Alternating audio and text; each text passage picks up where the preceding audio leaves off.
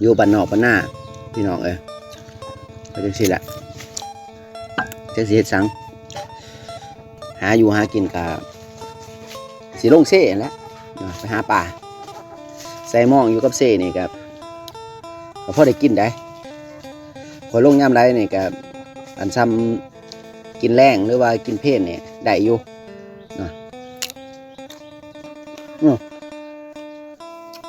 อยู่เบื้องหลังข่อยมีหน่อไม้หน่อไม้ข่อยนี่4-5 ก้อเพิ่นได้มื้อนี้บ่ข่อยบ่ได้ไปไสทุกคนอยู่หัวอยู่สวนเหตุผลนี่ก็ง่าย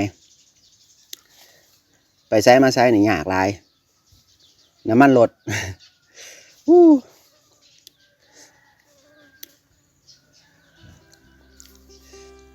เทิงน้ำมันขึ้น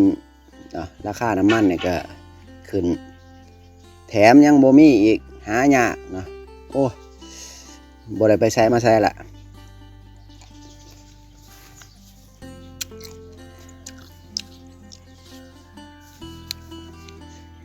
แต่ข่อยอยู่แบบนี้นี่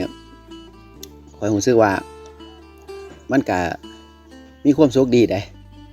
เพราะว่าเพื่อนข่อยคันเว้าเรื่องอาหารการกินนี่ก็พอได้กินอยู่มันก็คือความโชคดีอยู่บนว่าข่อยนี่คนบ้านนอกเด้อยู่บ้านนอกขอกหน้าอยู่เบื้องหลังข่อยมีหน่อไม้ข่อยนี่4-5 ก้อเพิ่นได้พอได้เก็บแกงยามเศรษฐกิจแบบนี้แต่ก็มีไก่ก็เลี้ยงแบบธรรมชาติเลี้ยงแบบบ้านๆแบบคนบ้านนอกของหน้า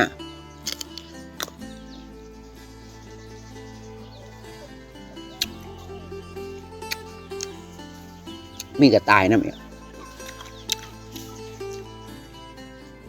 กระต่ายคอยเนี่ยก็บ่หลายปานใดประมาณ6-7 ตัวประมาณนั้นแล้วเอามาเลี้ยงใหม่นี่ก็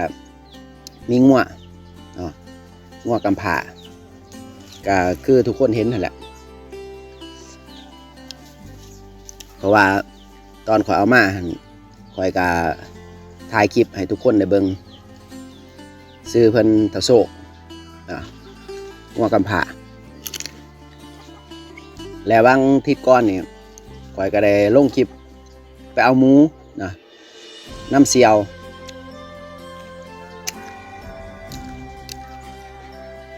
เพิ่นปั้นให้เลี้ยง4 ตัวเฮ็ดเอารวยเอาหลายอยู่แต่สิลองเลี้ยงเบิ่งสำหรับหมูนี่ก็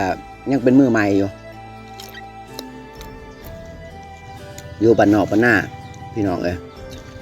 ก็จังซี่แหละจังสิเฮ็ดสังหาอยู่หากินกับ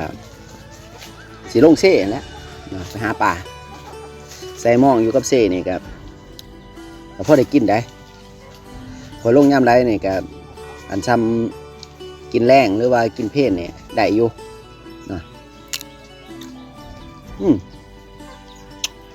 เสียงนกแต่ว่าบ้านข่อยนี่ครับจังซี่แหละไปใช้มาใช้หญ้าก็บ่ได้ไปละอยู่แต่หัวแต่สวนอยู่กับเพื่อนนี่แหละมื้อนี้บ่ได้ไปใช้เลยมาส่วนกินหมูม่วงสำหรับผู้ใดที่ว่ากำลังเบิ่งกันอยู่ขอกำลังใจด้วยทุกคนเพราะว่าข่อยเองก็คันสิว่าเป็นYouTube มือใหม่ก็ว่าแม่นคันเว้าเรื่องฝีมือหรือว่าเว้าเรื่องอันความรู้ก็แม่นมีน้อยทางด้าน YouTube นี่นะแต่ว่าคันสิว่ามือใหม่ก็สิบ่แม่นเพราะว่าเฮ็ดหลายปีเด้ 4-5 ปีละคนติดตามก็ยังมีบ่หลายก็ขอกำลังใจเด้อทุกคนโดยเฉพาะแม่นพี่น้องอยู่ทางฝั่งไทยพุ่นแหละตอนนี้ข่อยก็กำลังเอาเบี้ยมักพริก เบี้ยมะพริกเบี้ยมะเขือแล้วก็หัวสิงไข่แล้วก็ผักบัวหลายๆอันเนาะที่สามารถปลูกได้นี่ข่อยกำลังเอามาปลูก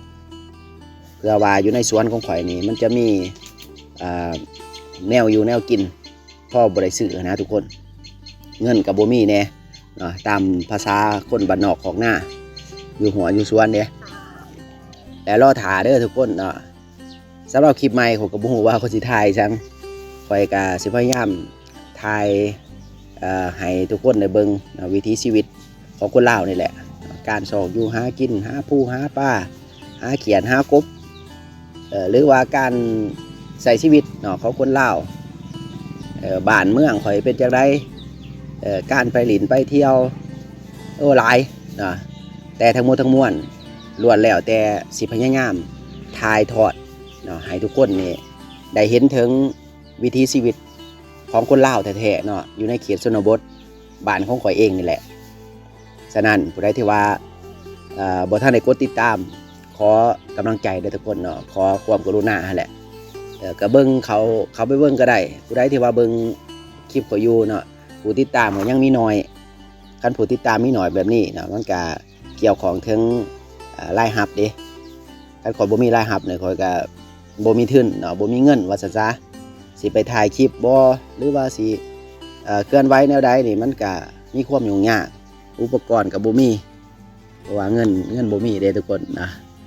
ฝากไว้กำลังใจเด้อเอาก็บ่มีหยังหลายได้อมื้อนี้ นั่งโซกันข่อยเองก็สิลากันก่อนเนาะเอาไว้พอกันคลิปใหม่บาย